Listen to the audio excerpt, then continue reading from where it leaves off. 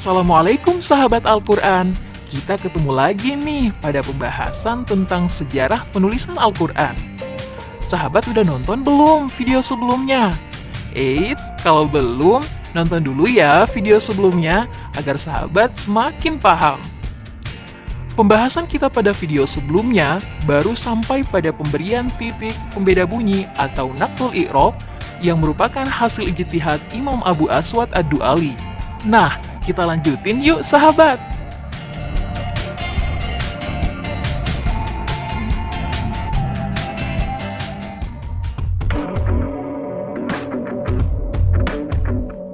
Pada masa-masa berikutnya, salinan penulisan mushaf Al-Quran terus berlangsung dengan mengacu pada hasil ijtihad Abu Aswad. Hingga pada masa pemerintahan Abdul Malik bin Marwan, di mana umat Islam semakin majemuk, banyak di antara mereka yang kesulitan membaca Al-Quran karena banyaknya bentuk-bentuk huruf yang kembar. Seperti kita ketahui, tanda baca yang berkembang saat itu hanya titik pembeda bunyi, di mana huruf seperti ba, ta, tha, atau huruf jim, ha, kho belum memiliki titik pembeda huruf sehingga bentuknya terlihat sama dan sulit dibedakan. Atas keadaan ini, Hajjaj bin Yusuf yang wafat pada tahun 95 Hijriah mendesak para qurra untuk membuat tanda pembeda huruf agar kesulitan masyarakat teratasi. Namun, mereka masih enggan membuat karena khawatir dianggap melakukan bid'ah atau membuat sesuatu yang baru yang menyalahi syariat terhadap kitab suci mereka. Nah, baru pada tahun 80-an Hijriah, tampillah salah seorang murid Abu Aswad bernama Nasr bin Asim Al-Laythi yang wafat tahun 89 Hijriah, yang berijtihad mencari jalan keluar sahabat. Nasr bin Asim tidak sendiri loh, beliau bersama muridnya yang bernama Yahya bin Ya'mur yang wafat tahun 120 Hijriah, yang pada akhirnya menghasilkan titik pembeda huruf atau dikenal dengan naqtul i'jam sebagai jalan keluar.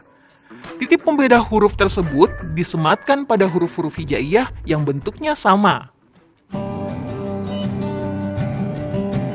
Huruf ba dibedakan dengan 4 huruf lainnya yang bentuknya sama, yaitu dengan meletakkan titik 1 di bawah. Huruf ta dengan titik 2 di atas, huruf tha dengan 3 titik di atas, huruf nun dengan titik 1 di atas, dan huruf ya dengan titik 2 di bawah. Begitu juga dengan huruf jim, dibedakan dengan saudara kembarnya yang lain. Huruf jim diberi 1 titik di bawah atau di tengah, kho dengan titik 1 di atas, dan huruf ha tanpa diberi titik sahabat. Hal ini juga berlaku pada huruf-huruf yang kembar 2 atau sepasang sahabat, di mana huruf yang satu adalah huruf pokok dan satunya lagi huruf cabang, seperti huruf dal misalnya sebagai huruf pokok dan huruf dal sebagai huruf cabang. Huruf ro dengan zai, huruf sin dengan shin, huruf sod dengan dot, huruf to dengan lo, huruf ain dengan ghoin, dan huruf fa dengan qaf diberikan tanda titik 1 di atas huruf cabang. Nah, kecuali huruf shin, titiknya ada 3 sahabat. Pada mulanya, huruf-huruf pokok pun diberi titik 1 di bawah, seperti dal diberi titik 1 di bawah, dan dal diberi titik 1 di atas, dan seterusnya sampai huruf fa dan qaf.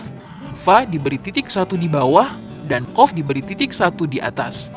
Kemudian pemberian titik di bawah huruf pokok tidak diperlukan lagi, karena sudah dapat dibedakan. Oh iya, sahabat Al-Quran, kecuali pada huruf qaf ya, pada sistem penulisan di kawasan Maghribi diberi titik 1 di atas.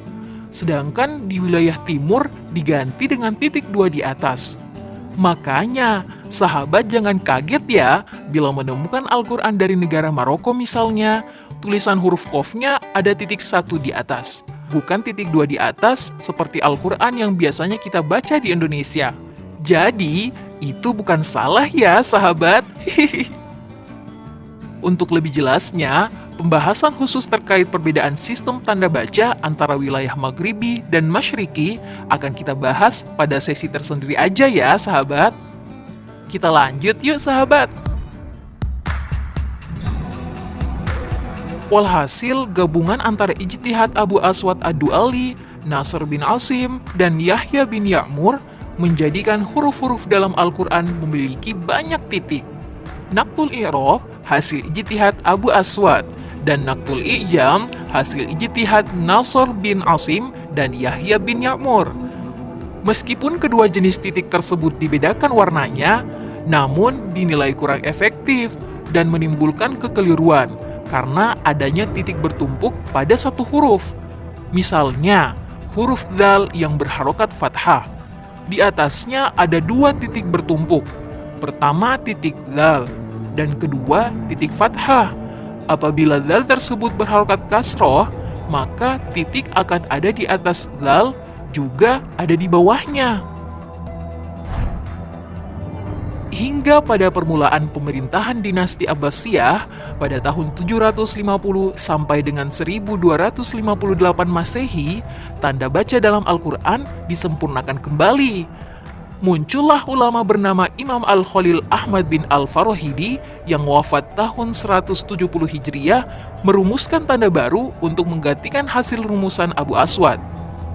Beliau berhasil membuat tanda baca atau harokat baru yang diolah dari huruf-huruf hijaiyah. Harokat dhammah ditandai dengan wawu kecil di atas huruf. Harokat fathah dengan alif miring kecil di atas huruf.